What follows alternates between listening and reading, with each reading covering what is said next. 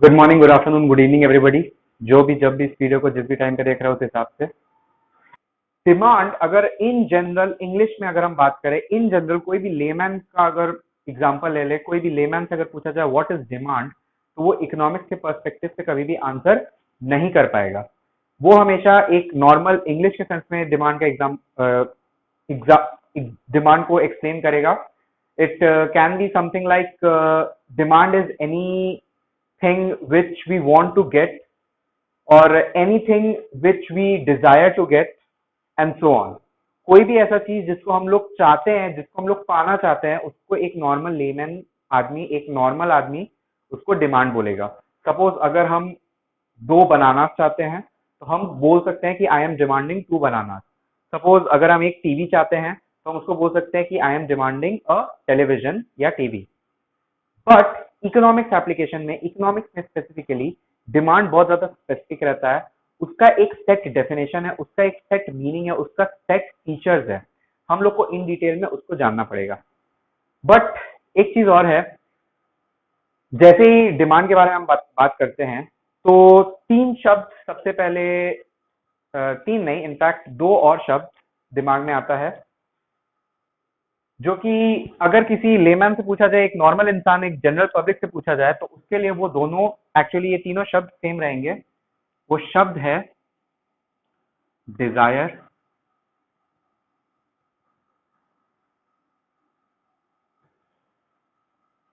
Want और demand.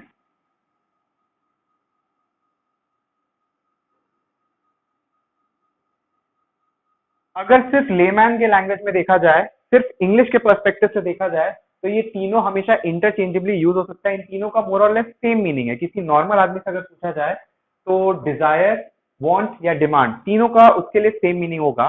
But we as economic students, as students of economics who will studying the chapter of demand, हम लोग के लिए तीनों में एक बहुत बड़ा डिफरेंस है। और उसी डिफरेंस को हम लोग समझेंगे तो हम लोग को और ज्यादा अच्छे से समझ में आएगा कि डिमांड है क्या। डिमांड का डेफिनेशन में बाद में जाते हैं, पहले इन तीनों के बीच का डिफरेंस समझने का कोशिश करते हैं।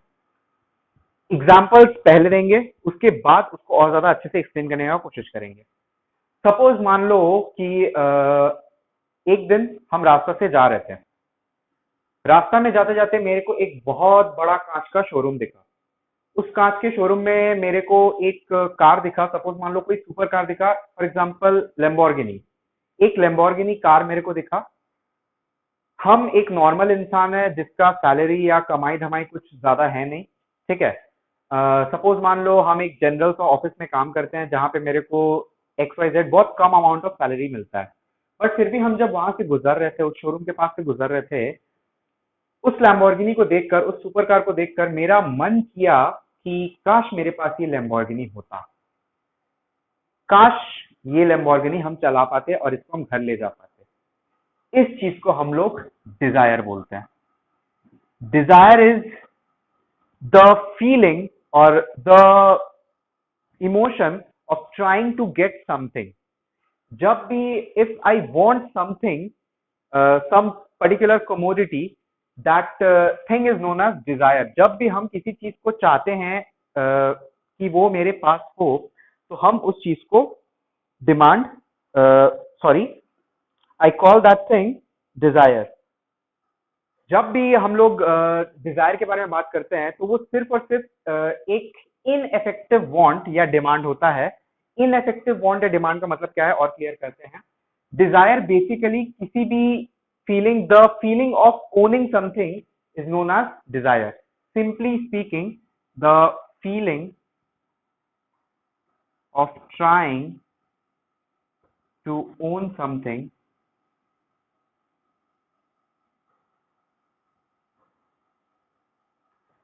Is termed as desire. किसी भी चीज को अगर हम पाना चाहते हैं तो उस फीलिंग को हम डिजायर बोलते हैं। अब यहाँ पे वांट पे बात करते हैं। सपोज मान लो इस केस में हम क्या एग्जांपल दिए थे कि I don't have the money to purchase it. हम क्या बोले थे कि मेरा सैलरी या मेरा जो भी इनकम है, मेरा बहुत ज्यादा इनकम नहीं होता है। हम एक बहुत एक्सपेंसिव कार जो कि लैम्बोर्गिनी है, हम चाहते हैं कि वो मेरे पास हो, बट मेरे पास उसको खरीदने के लिए पैसा नहीं है। उसको खरीदने के लिए मनी नहीं है। मनी, इसको एक टेक्निकल टर्म हम लोग इकोनॉमिक्स में क्या देते हैं, वो होता है परचेजिंग पावर।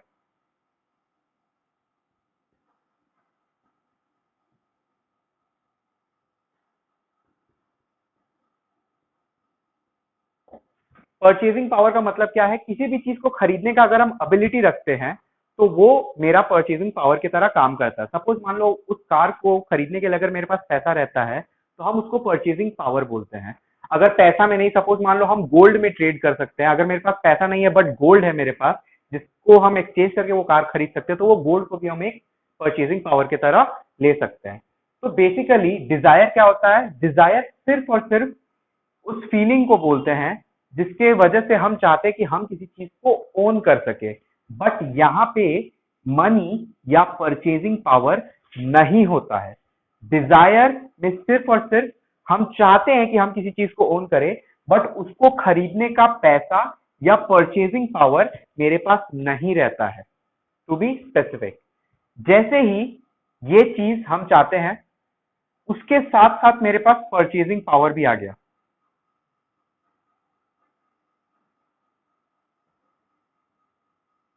अगर हम एक लैम्बोर्गिनी खरीदना चाहते हैं और उसको खरीदने के लिए सपोज मान लो वो लैम्बोर्गिनी 10 लाख रुपीज का है, उसको खरीदने के लिए मेरे पास वो 10 लाख रुपीज भी है, यानी कि मेरे पास जो डिजायर था, डिजायर के साथ साथ मेरे पास परचेजिंग पावर भी आ गया है। पहले मेरे पास परचेजिंग पावर नहीं था, यानी कि अब मेरे पास पैसा आ गया है, प्लस द विलिंगनेस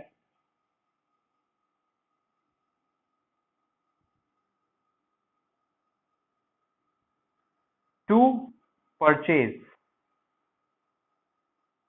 अगर डिजायर के साथ साथ ये दो चीज भी ऐड हो जाता है, एक परचेजिंग पावर और दूसरा द विलिंगनेस टू परचेज, तब वो चीज बन जाता है वांट।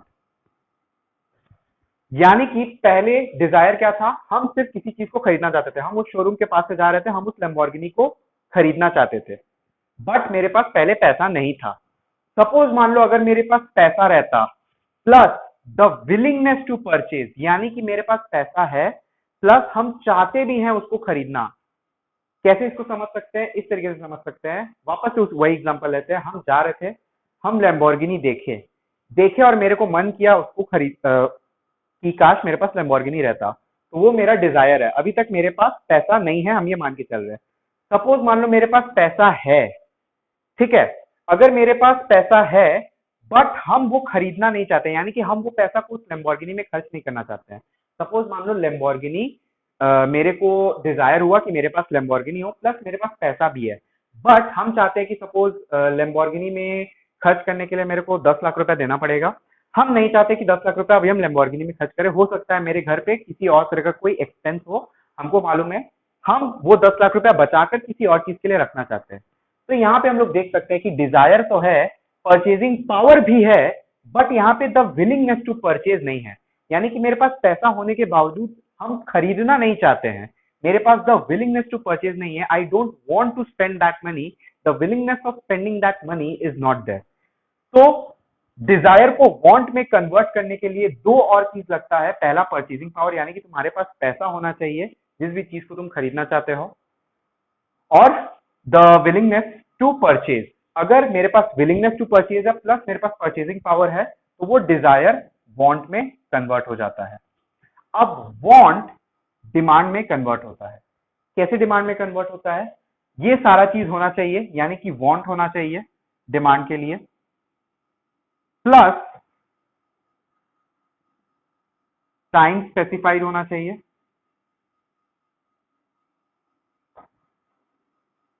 क्वांटिटी स्पेसिफाइड होना चाहिए,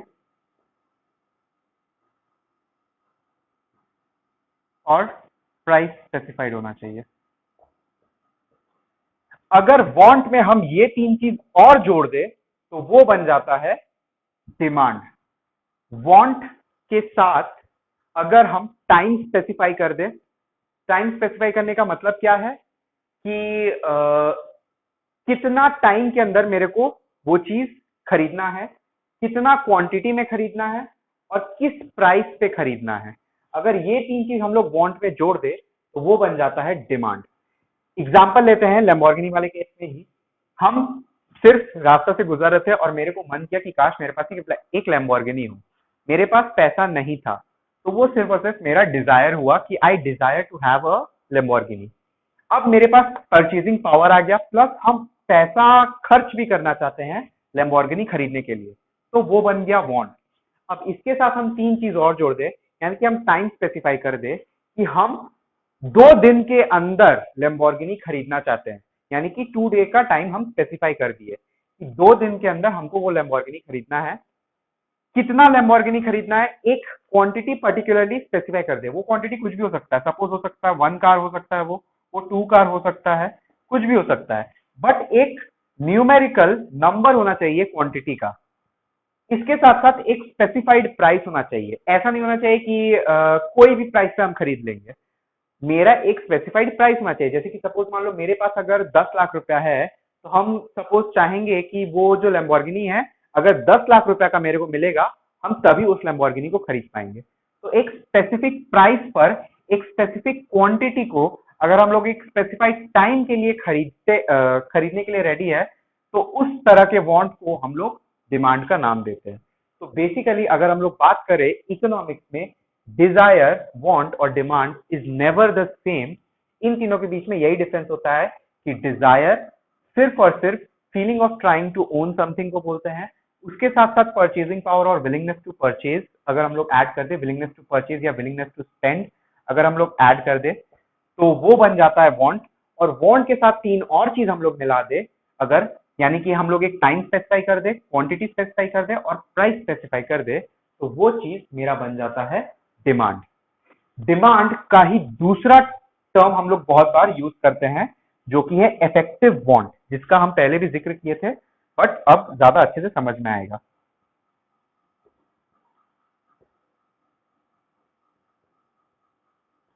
इफेक्टिव वांट का मतलब क्या है?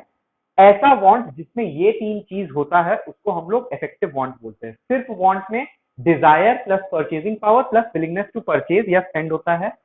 वांट के साथ इफेक्टिव वांट बनने के लिए उसको तीन और चीज चाहिए। इफेक्टिव वांट का ही दूसरा नाम होता है डिमांड। उसको इफेक्टिव वांट बनने के लिए एक स्पेसिफाइड टाइम चाहिए होता है, क्वांटिटी चाहिए होता है और प्राइस चाहिए होता है। तो इसी तरीके से हम लोग एक डेफिनेशन भी बना सकते हैं। बेसिकली वांट का अगर डेफिनेशन बनाने का कोशिश करें, तो वांट का डेफिनेशन क्या होगा वो भी देख लेते हैं। होप सो ये तीन चीज समझ में आया होगा। एक कॉमन लेमैन का लैंग्वेज में अगर देखा जाए, तो डिजायर, वांट और डिमांड सेम होता है, बट हम लोग एज इकोनॉमिक स्टूडेंट, क्योंकि हम लोग को स्पेसिफिक नॉलेज चाहिए, हम लोग के लिए कभी भी ये तीन चीज सेम नहीं होता है। इन तीनों के बीच में यही डिफरेंस होता है। अगर अब हम डेफिनेशन के बारे में बात कर ले,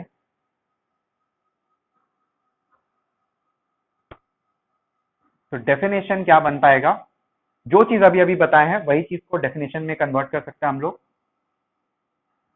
the demand of a particular commodity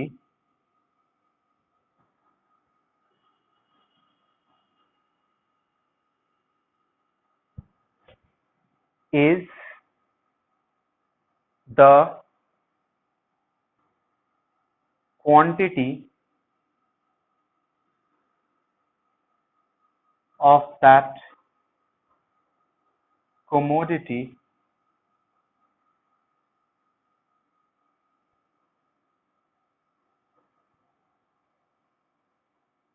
which one wants at a particular price in a given period of time। तो बेसिकली हम लोग देख सकते हैं, the demand of a particular commodity is the quantity of that commodity which one wants at a particular price in a given period of time. यानी कि demand want को बोलते हैं जिसमें क्वांटिटी स्पेसिफाइड हो, एक पर्टिकुलर पीरियड ऑफ टाइम के लिए स्पेसिफाइड हो और एक पर्टिकुलर प्राइस पे हो। इस चीज को हम लोग डिमांड बोलते हैं। होप सो सभी कोई को ये पार्ट समझ में आया होगा अच्छे से।